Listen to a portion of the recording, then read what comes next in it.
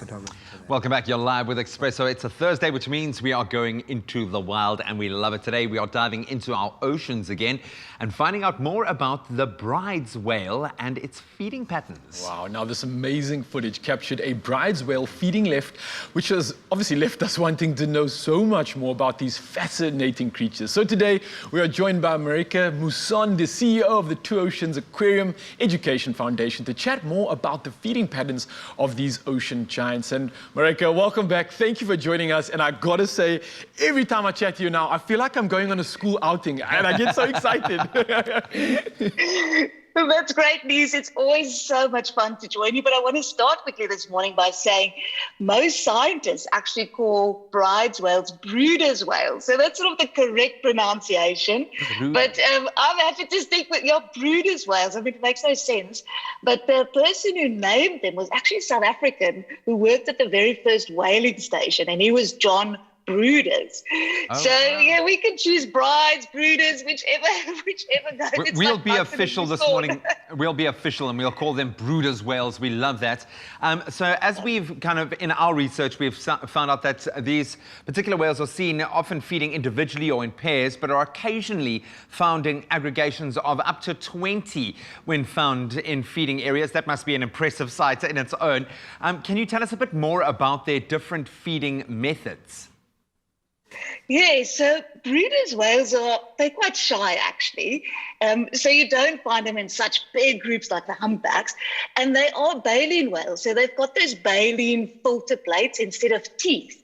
But unlike most baleen whales, these Bryde's whales actually eat fish and small bait fish like anchovies, so not so much krill.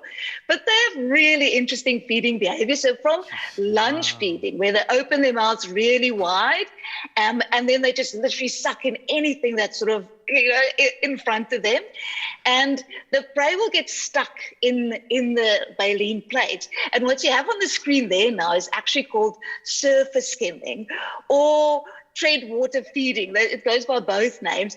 And those whales are in a vertical position. They open their mouths and everything just sort of flushes in. It's like creating a vortex. I actually can compare it to if you had to turn a creepy crawly upside down and it just sucks off the surface. That's basically what happens. And then there's one other technique that they use that's also used by humpback whales is and then you need a few more individuals. So they create a bubble curtain.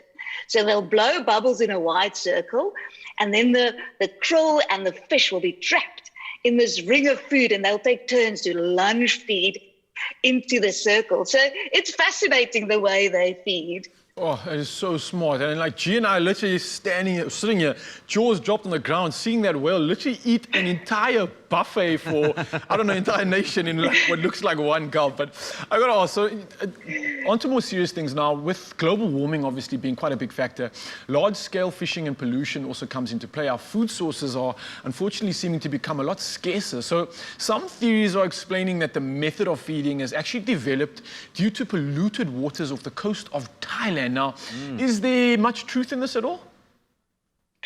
So whales are really clever, and they tend to actually adapt to the environment, and also how they feed depends on the environment. So many species, of course, feed around Antarctica in summer because there's a rich supply of krill. But Bryde whales, they're like me, we don't particularly like cold water, so they don't migrate. And because of that, they've had to develop these feeding strategies.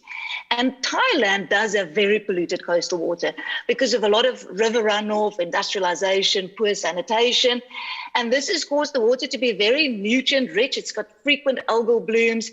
And then you get these pockets of hypoxia where there's very low oxygen, and then the surface water will have higher oxygen.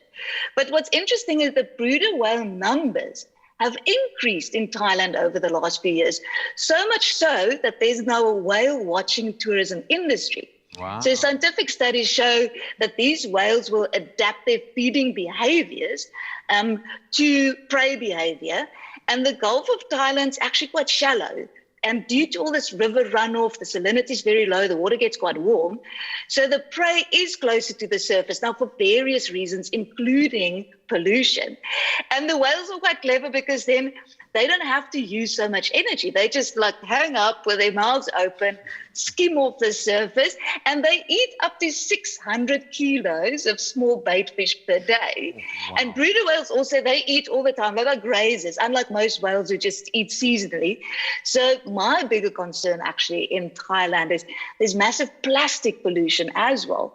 So I can just picture this whale creepy crawly sucking in and ingesting all this plastic, which is a major concern from a pollution perspective and an animal health perspective.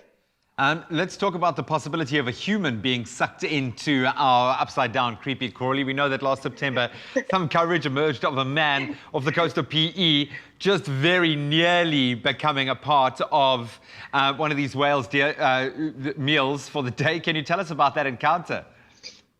Yeah, it's such an amazing story. So it was a team of photographers, and they, you can see them. So they were filming.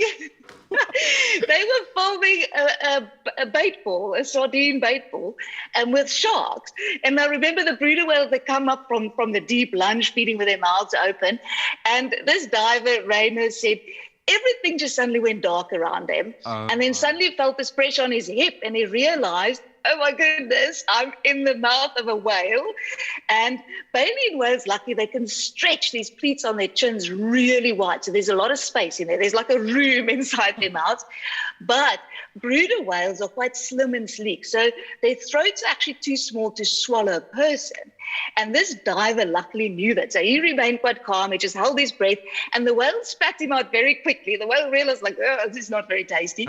So as he popped up, the first thing he asked his fellow photographers, of course, is, did anybody get this on camera? Which, of course, they did. But the best part of this whole story, actually, is that his son is called Jonah, for real. Oh, wow. So it was sort of destined. Yeah, somebody in the family had to end up in the whale of a mouth at some point in time.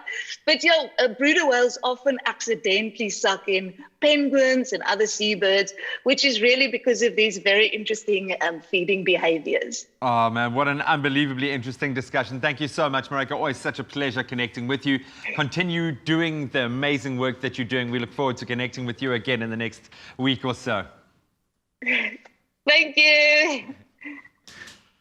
Incredible stuff. Can you believe that? Dodge the whale. Absolutely love that, man. Well, that's maybe a little hungry, in fact. Let's get back in the kitchen.